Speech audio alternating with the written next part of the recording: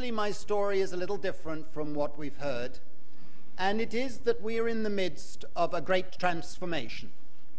Those of you who have not read Karl Polanyi's book, The Great Transformation, must do so, because it is extremely relevant for understanding what is happening in the world right now.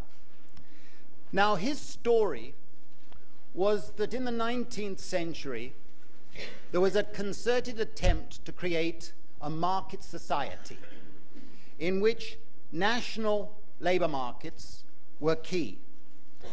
And in the first phase of that transformation, which lasted approximately 100 years in my own country but spread around the world, it was a period of disembedded capitalist development in which the old systems of regulation, protection, and redistribution broke down, and you had a period of subsidies for capital and forced labor migration into the mines, chronic insecurity for workers, spurts of technology, which led to terrible suffering for the poor. And as it lurched on, gradually the social tensions intensified.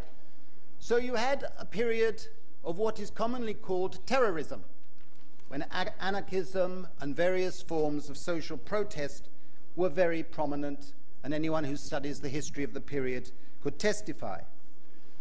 It led disastrously to an era of fascism, Bolshevikism, and a madnesses of the early part of the 20th century. Fortunately, in the second phase of the Great Transformation, a period of embeddedness, there was a concerted attempt to provide security. But it was a labor-based security that evolved, and this is what we've traced in a series of publications in the last 10 years. And it was essentially a period of industrial citizenship, in which if you performed labor, then you had entitlements to various forms of protection. If you were willing to perform labor, or if you were certain categories, such as women with small children, then you were excused from having to perform labor. And the key thing was that it was a male breadwinner model. And I noticed all the examples given in the last speaker's speech when he was looking back to that period were men. And it was a period in which there was decommodification. Now, those of you who are interested in what I'm going to talk about in the next couple of minutes better look at my paper rather than listen to me.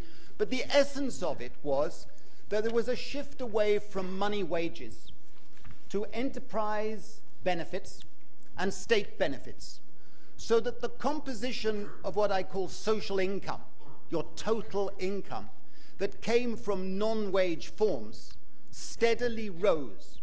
There was a withering of the wage. Now, this led to what some of us call fictitious decommodification. It wasn't actually decommodification.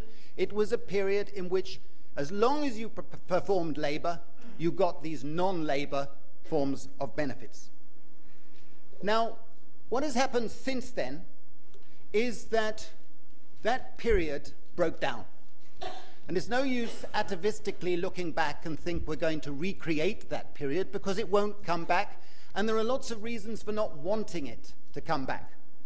It was actually quite a drab existence that was being generated, with a lot of rigidities in the system. Now, briefly, since about the mid-1970s, you have the beginning of a new global transformation in which an attempt is being made to create a global market society, in which global labor markets are coming into existence. And we have the familiar birth pangs of growing insecurity around the world, which we've documented and measured. We have inequalities of all sorts growing around the world, which are being under-recorded precisely because what has really been happening is a whittling away of the non-wage forms of compensation.